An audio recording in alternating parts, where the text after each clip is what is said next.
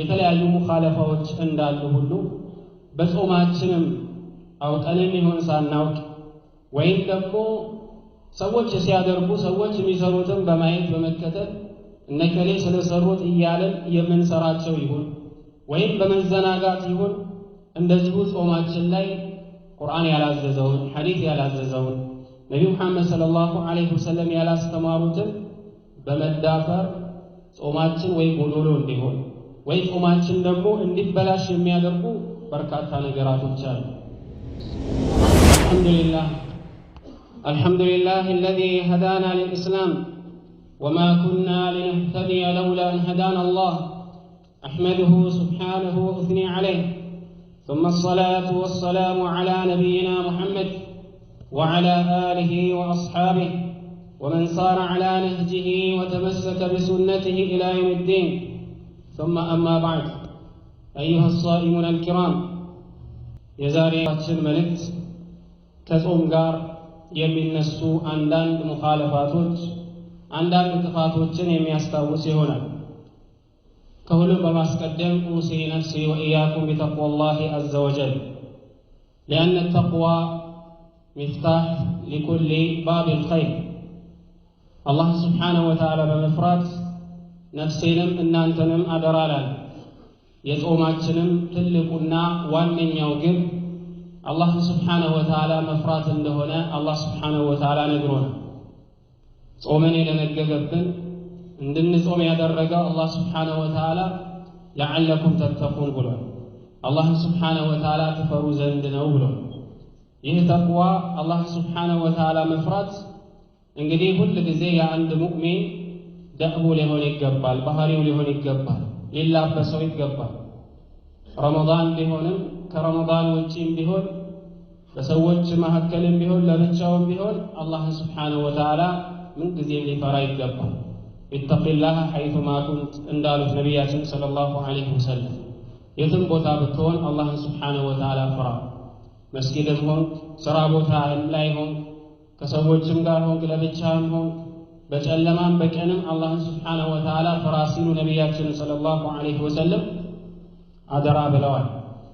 እንግዲህ በምንሰራው መልካም ስራ አላህን ስብሓነሁ ወተዓላ በምናመልክበት በምንገዛበት ጊዜ ምን ይፈልጋል? ዘውታሪነት ይፈልጋል። ደዋም ሊኖረን ይገባል። በነሻጣ የሆነ ጊዜ ተሰርቶ እርግፍ ተደርጎ የሚተው የዒባዳ አይነት በሸሪያችን በዲነል ኢስላም ምንም አይነት ዒባዳ የለም። የሆነ ጊዜ በነሻጣ ሰርተነው ከዛም በኋላ እርግፍ አድርገን ምንተወው ዒባዳ የለም። ዒባዳ አላህን ስብሓነሁ ወተዓላ የምናመልከው የምንገዛው ሞት እስከሚመጣ ድረስ ነው። ወዕቡድ ረበከ ሐታ የእትየከል የቂን። ስለዚህ ዛሬ እየሰራነ ያለው መልካም ስራ በማስቀጠል ላይ ደከመን ሳንል ሰለቸን ሳንል ቁርጠኛው ሞት እስከሚመጣ ድረስ በምንሰራው መልካም ስራ ላይ ልንበረታ ነው የሚገባው። አላህ ስብሓነሁ ወተዓላ ከስራዎች የሚወደው ዘውታሪ የሆነና ኢኽላስ ያለው ለሱ ብቻ ተብሎ የተሰራን ስራ አላህ ስብሓነሁ ወተዓላ ይወዳል። መልካም ስራ በምንሰራበት ጊዜ ምን ይፈልጋል? ዘውታሪነት ይፈልጋል። መልካም ስራ በምንሰራበት ጊዜ ምን ይፈልጋል? ኢኽላስ ይፈልጋል። ለአላህ ብለን መስራትን ይፈልጋል። ለአላህ ብለን የማንሰራው ስራ ከሆነ ትርፉ የሚሆነው ድካም ብቻ፣ ትርፉ የሚሆነው ልፋት ብቻ። ለዚህ ነው አላህ ስብሓነሁ ወተዓላ ፈመን ካነ የርጁ ሊቃአ ረቢሂ ፈልየዕመል ዐመለን ሷሊሐን ወላ ዩሽሪክ ቢዕባደቲ ረቢሂ አሐዳ። ጌታው አላህ ዘንድ ጥሩ ሰዋብ ኖሮት ጥሩ ማለት ነው አጅር ኖሮት ደረጃ ኖሮት ከአላህ ጋር መገናኘት የፈለገ የሆነ ሰው መልካምን ስራ ይስራ። በዚህ በሚሰራው መልካም ስራ ደግሞ በጌታው ላይ ምንም እንዳያጋራ ወላ ዩሽሪክ ቢዕባደቲ ረቢሂ አሐዳ።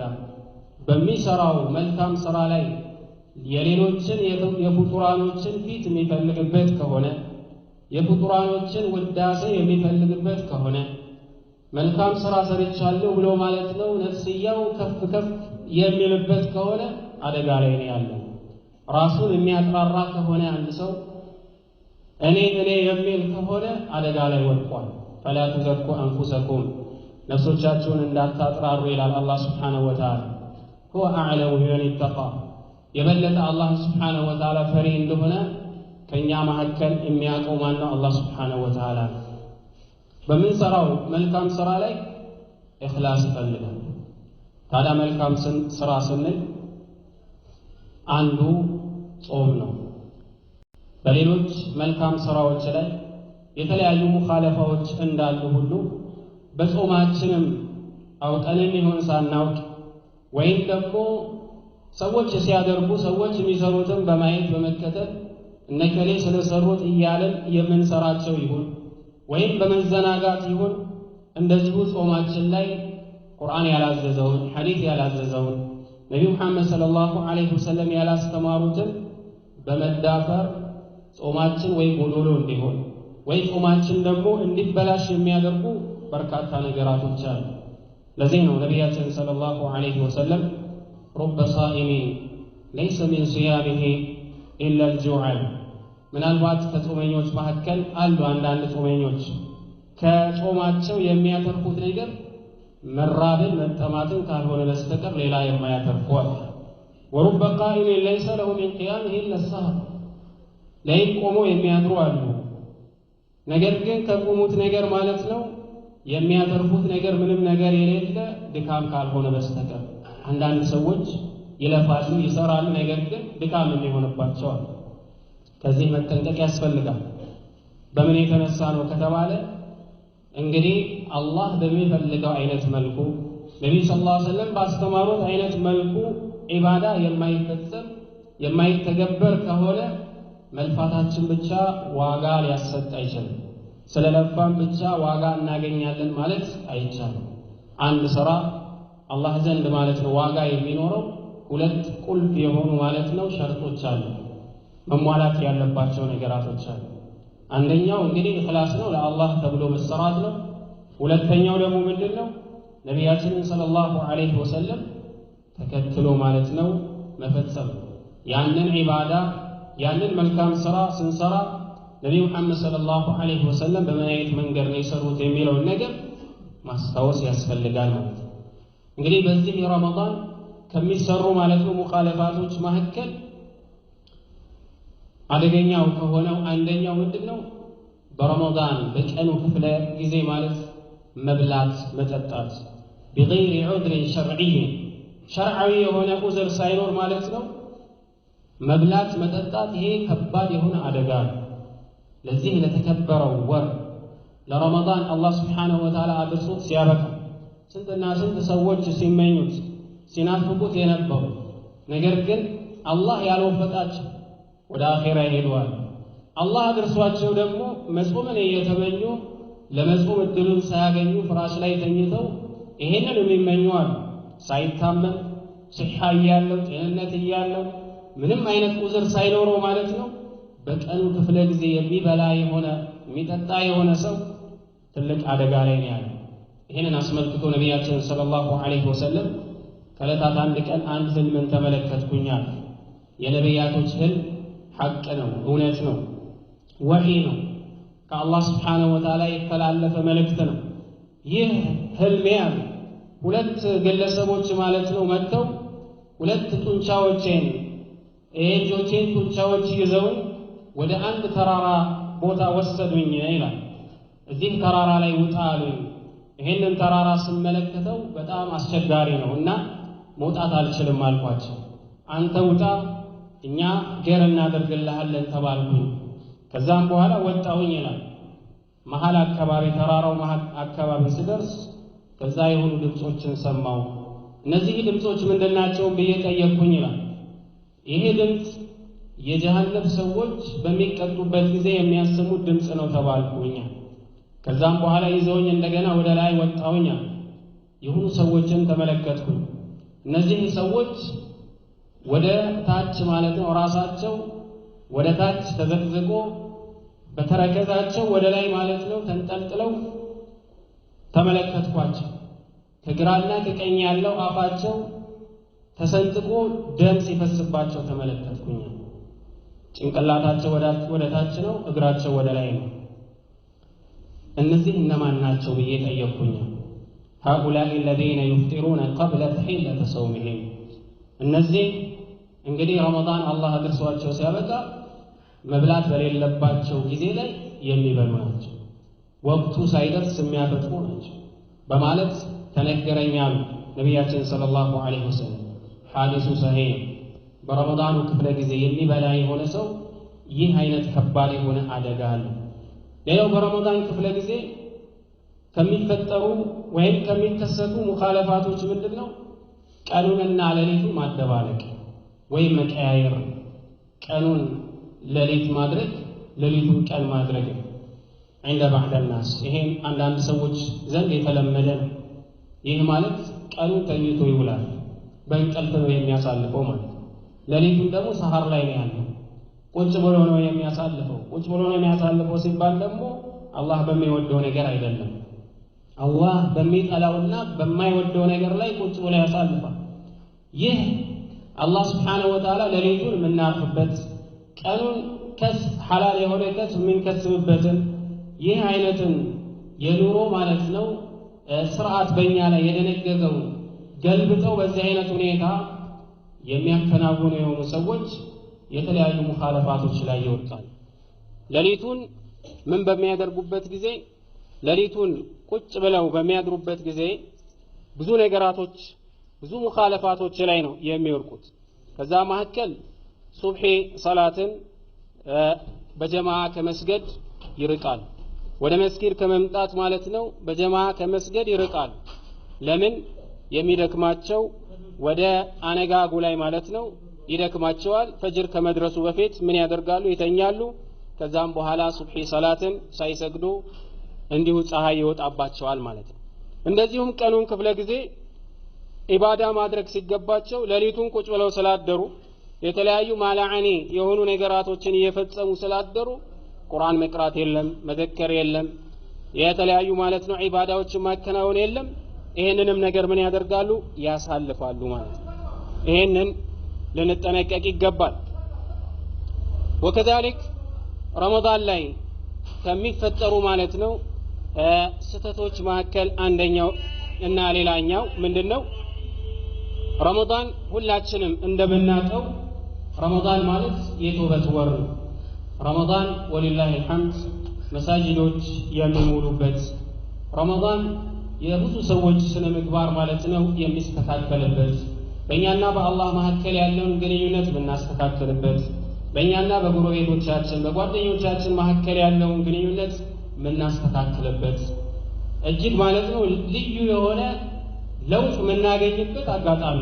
ረመዳን ለዚህም ነው እንግዲህ መሳጅዶች የትኛው መሳጅዶች በሙስሊሞች ይጨናነቃሉ ነገር ግን እነዚህ ሙስሊሞች ከየት ነው የመጡት ከየት ነው የተገኙት ሲባል አብዛኛው በመስጂድ ዙሪያ ነው ያለው ሁሉም ማለት ነው ከሩቅ ወይም ከሌላ ማለት ስቴት መጥቶ አይደለም ከሌላ ቦታ መጥቶ አይደለም የሰፈረው ረመዳን ስለሆነ ብቻ አይደለም የተገኘው ነገር ግን ረመዳን ራሱ ጥሪ ያደርጋል ማንም ሰው ጥሪ ሳያደርግለት ረመዳን ባደረገለት ጥሪ የአላህ Subhanahu Wa Ta'ala ባሪያ ሆኖ ከሚሰራው አንዳንድ ጥፋቶች ተውበት አድርጎ ሰላቱን ሲፈልግ ይሰግድ ነበር ሲፈልግ ይተው ነበር ከዛ ተውበት አድርጎ ማለት ነው ሰላቱን ቀጥ አድርጎ መስገድ ከቁርአን ጋር አይተዋወቅም ነበር አሊፍ ባታ ብሎ የሚጀምር እንዲሁም ቁርአን ዊርድ የለውም ነበር አመቱን ሙሉ የሚቀራበት ያስለመደው አንድ ሰፋም ይሁን ግማሽ ሰፋም ይሁን አንድ ጁዝም ይሁን ሩብ ምንም የለውም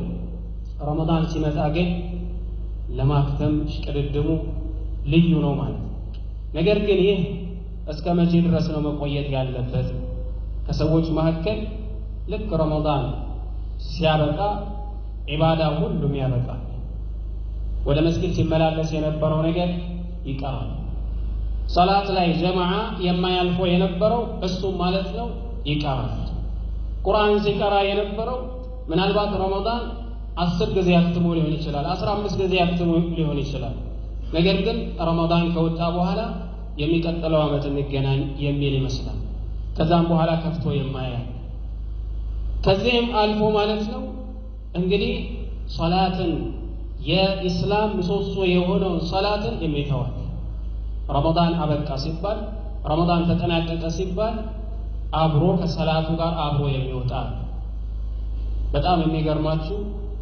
ከታዘባችሁ ካስተዋላችሁ በየጊዜው ማለት ነው ሰጋጆች ከመስጊድ እየቀነሱ የሚመጡት በአንድ ጊዜ አይደለም። ረመዳን የመጀመሪያው ጊዜና አንድ ሳምንት ያክል የነበረው ነሻጣ ከዛ በኋላ ያለው ካስተዋለ በጣም የሚገርም ነገር ነው የምናየው። ከየመሳጅዱ የተወሰኑ ሰፎች መቀነስ ይጀምራሉ። ይሄ ማለት ወንፊቱ ያጣራ ነው የሚመጣው።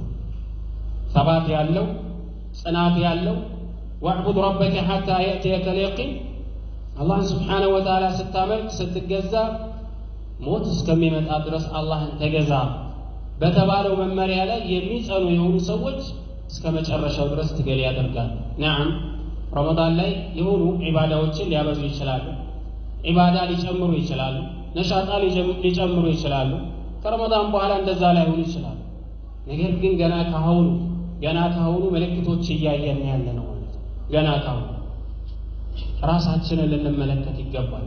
ራሳችንን ቆም ብለን ልንመረምር ይገባል። ወደዚህ ዱንያ የመጣውበት ምክንያት ምንድነው? ወደዚህ ዱንያ ናም ከሰዎች መካከል አለ የዚህ ዱንያ ላይ የተገኙበት ዓላማ መብላት፣ መጠጣት፣ ሻዋቸውን ስሜታቸውን ማርካት ብቻ አድርገው የሚያስቡ አሉ። ሙስሊም እንዲህ አይነት ሐሳብ የለው፣ እንዲህ አይነት አመለካከት የለው።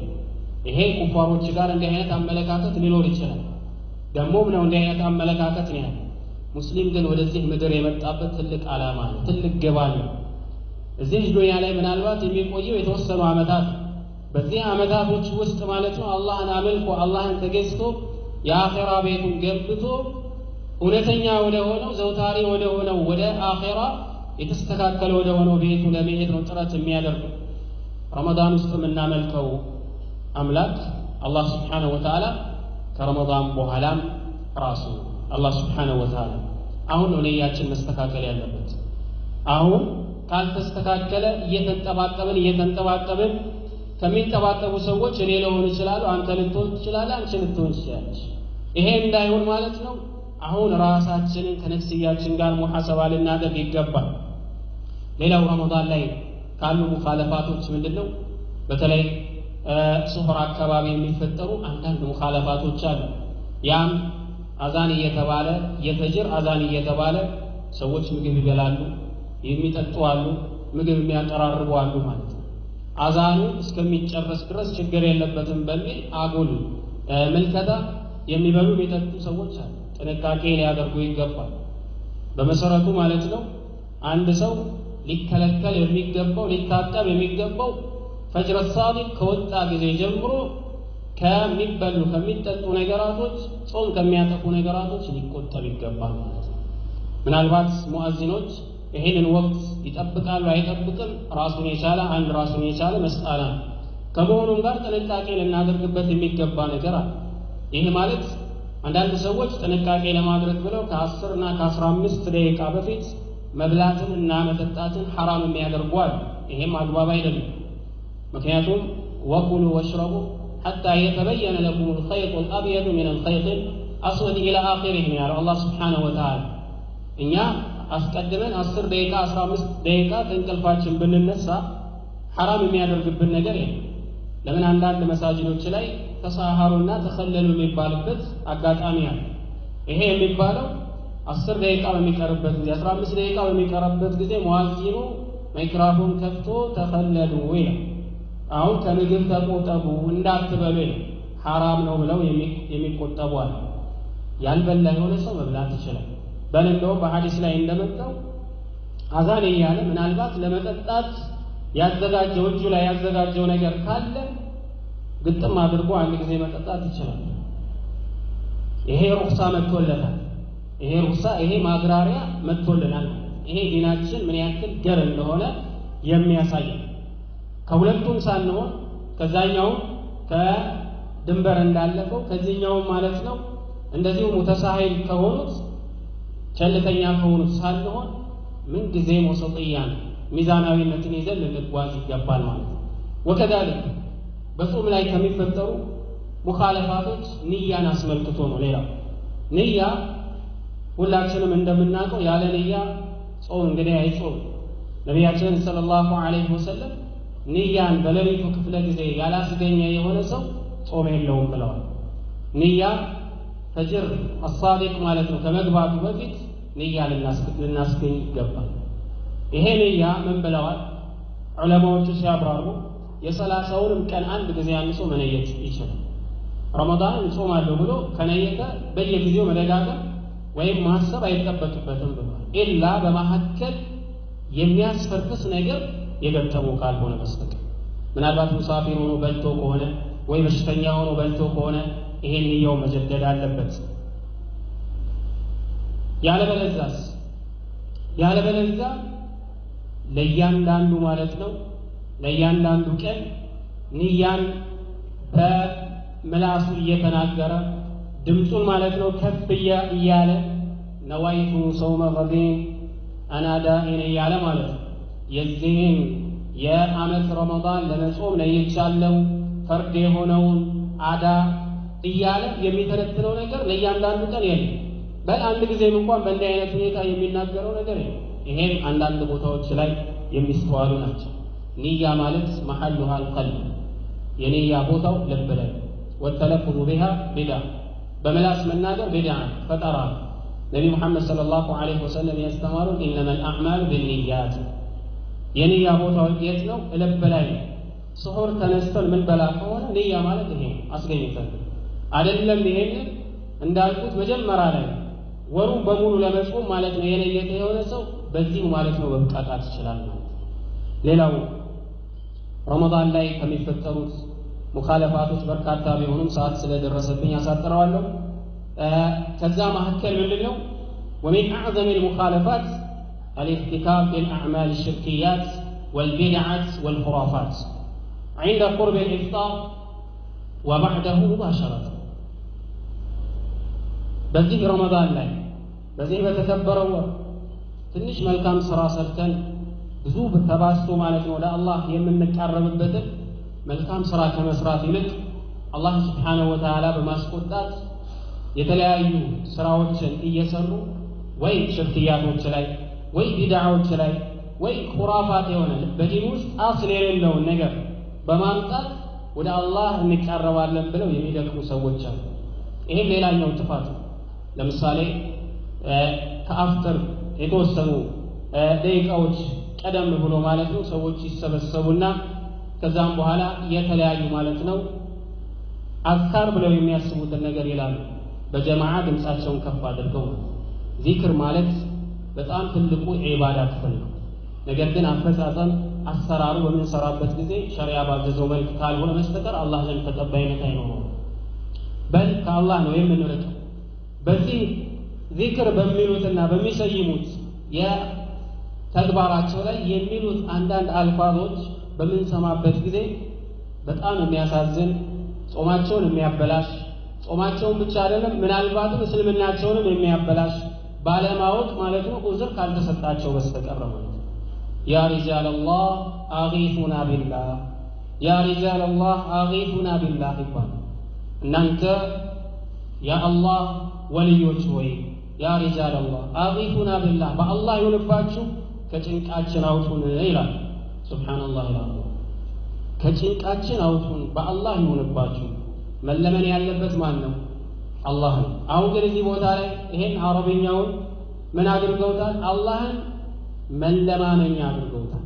እንደውም መሸጋገሪያ ወደ ሌላ ማለት ወደ ወልዮቹ ማለት ነው መዳረሻ ያደረጉት ማን ነው? አላህ ነው። ያ ሪጃል አላህ አጊቱና ቢላህ ይላል። ሱብሃንአላህ ይላል። አላህ ግን ምን ይላል? እኔ ለምኑ ይቀበላቸዋለሁ። ቅርባችን የሆነው አላህ ነው። አላህን መለመን ነው የሚገባው። ይሄንን አዝካር ብለው የሚሉት خذ بيدي يا رسول الله ይባላል። አንተ የአላህ መልእክተኛ እጄን ያዙን አውጡን ከዚህ ጭንቀት ይባላል። ሊያውም ፍጡር አካባቢ ሲደርስ የፍጡር አካባቢ ማለት ሁላችንም ዚክራችንን ዘክረን ቁርአናችንን ቀርተን በዱዓ የምንወጠርበት ወደ አላህ Subhanahu Wa Ta'ala ተضرع የምናደርግበት ወቅት ነው። የጾመኛ ዱዓ ተቀባይነት አለው ብሏል ነብያችን ሰለላሁ ዐለይሂ ወሰለም። በእንዲህ አይነት ሁኔታ ከአላህ የሚርቁ ሰዎች አሉ። እንዲህ አይነት ሙኻለፋቶች ልንርቅ ይገባል። ሌላው ፍጡር ላይ ሰዎች በተምር ሲያፈጥሩ በውሃ ሲያፈጥሩ ሲሽቀዳደሙ አላህን በሚያስቆጣ ነገር ማለት ነው የሚያፈጥሩ ሰዎች አሉ። በተለይ ሱስ ላይ የወደቁ ሰዎች ማለት ነው። አላህ ከሱስ ሁላቸውንም ነጃ ያውጣቸው። ይሄ ሱስ ማለት ነው እንደ ቆም ብለን ብናስብ ማለት ነው። ለምሳሌ በሲጋራ ሱስ ላይ የወደቀ የሆነ ሰው እንግዲህ ሲጋራ ጾመኛ ስለሆነ ቀኑን ሙሉ ማለት ነው አዛን እስከሚባልበት ድረስ ፀሐይ እስከምትጠልቅበት ድረስ ሰብር አድርጓል። ለማን ነው ሰብር ያደረገው? ለአላህ ብሎ ሐቂቃ ሰብር አድርጓል ማለት ነው። ምናልባት ከዛ በፊት ምን ያደርግ ነበረ? በየደቂቃው ወይ በየሰዓቱ በተወሰነ ጊዜ ማለት ነው አምጣ ይለው ነበረ፣ ሱሱ ያጨስ ነበር። አሁን ግን ጾም ነው ብሎ እርግፍ አድርጎ ትቶታል። ነገር ግን አዛን በሚባልበት ጊዜ ወደ ሽንት ቤት ወደ ተለያየ ቦታ የሚሰወር የሆነ ሰው አለ። አይብ የሰውን አይብ መከታተል አይደለም። ይሄ ሚን ባብ ነሲሃ ነሲሃ ከማድረግ ምክር ከመስጠት አንፃር ከመተዋወስ አንፃር لأن الدين التناصح ምክንያቱም ዲን ማለት ምክክር ነውና ማለት ነው። ቀን ሙሉ የሰበርክበትን ነገር አሁን ማለት ነው አፉ ውስጥ ማለት ነው ተምር ማስገባት ሲገባው ውሃ ማስገባት ሲገባው አላህ የሚጠላውን ነገር አፉ ውስጥ የሚያስገባ ነው ማለት ነው። ይሄ ረመዳን ትምህርት የምንወስድበት ነው።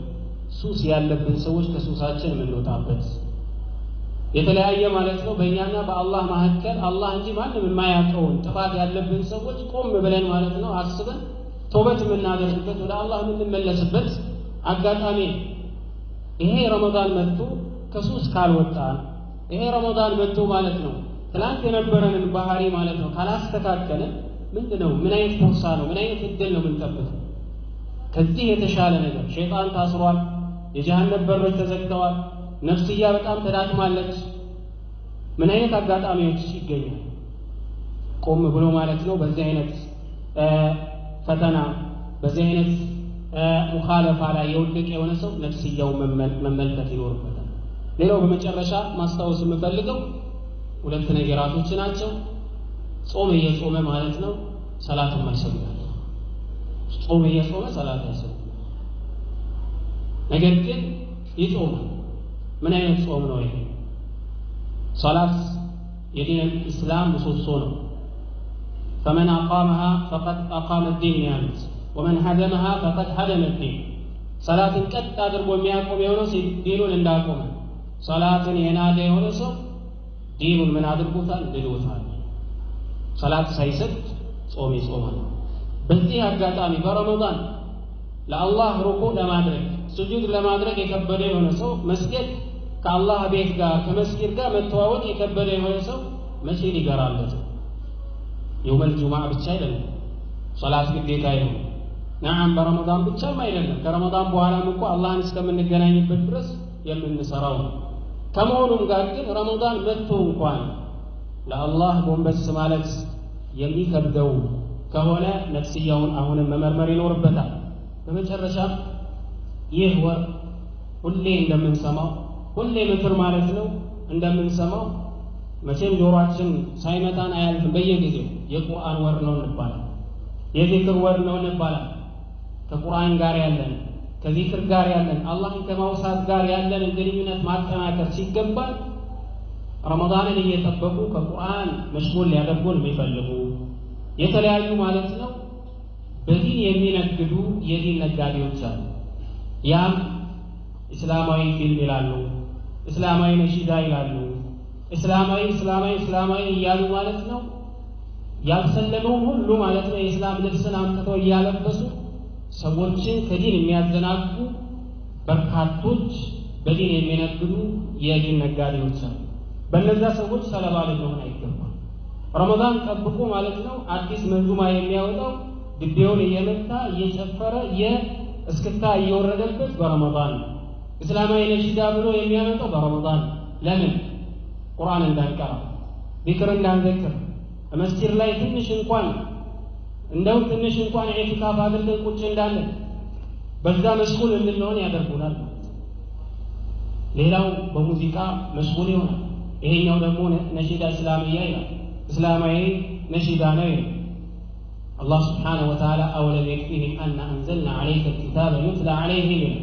በአንተ ላይ ያወረድነው ቁርአን የሚነበብላቸው እሱ አይበቃቸውም እንዴ? ቁርአን ያልበቃው የሆነ ሰው ቁርአን ያልበቃው ትውልድ ወላሂ ነሺዳ ምንም አያደርግለትም። የሱን ቀልብ አያረጥበው። አይ ከርቤን እኮ ላረጥ ፈልጌ ነው። በቁርአን ቀልቡ ካረጠበ፣ በሐዲስ ቀልቡ ካረጠበ፣ ነሺዳ ነው፣ ድራማ ነው፣ ሙሰልሰል ነው የአንድ ሰው ልብ ሊያረጥ የሚችለው? በአጠቃላይ እንግዲህ ረመዳን ቱሳ ነው፣ ትልቅ ትምህርት ቤት ነው። ሐቂቃ በዚህ ትምህርት ቤት ማለት ነው ዛሬ ላይ የማንጠቀምበት ከሆነ ነቢያችን ሰለላሁ ዐለይሂ ወሰለም ረመዳን መጥቶ የአላህን ረሕመት ሳያገኝ የወጣበት የሆነ ሰው እንግዲህ አፍንጫው በአፈር ይታሽ ብለዋል። የከሰረ ነው ማለት ነው። ከአላህ ረሕመት የራቀ ነው ማለት ነው። የአላህን ረሕመት ያላገኘ የሆነ ሰው መሕሩም ማለት እንዲህ አይነት ሰው ረመዳን ውስጥ ያለ ነው። እንዴት ነው ጾማችን? ጾማችን ከምግብ ብቻ ነው ወይስ ከመጠጥ ብቻ ነው?